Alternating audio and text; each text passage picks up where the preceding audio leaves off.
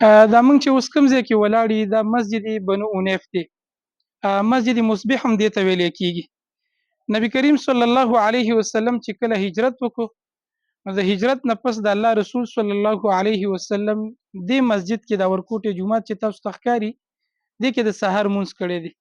نو د دې د وجې نه دې ته مسجد مصبح هم ویلی کېږي.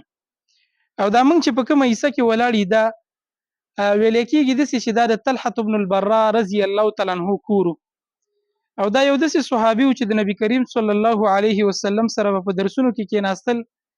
څه وخت رانغلی نو د الله رسول تپوس وکړو نو صحابه کرامو د هغوی د بیمارۍ په باره کې ورته وویلې.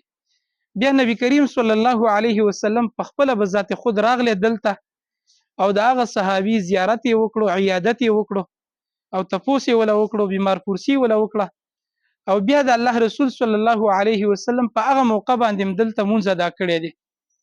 نو دې ته مسجد بني عنیف او مسجد مصبح وي. دلته د بنو عنیف قبیله آباده وه. دا د هغې علاقې او د کوڅې یو مسجد و.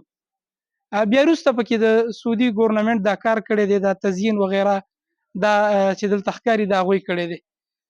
خو دا حصه د مسجد داسې معلومیږي چې دا مقه شانتې پخوانی شانتې ښکاري، داسې ډېره پخوانی نه خو وروسته چې بیا چا جوړه کړې ده نو هغه حالت کې همداسې معلومیږي.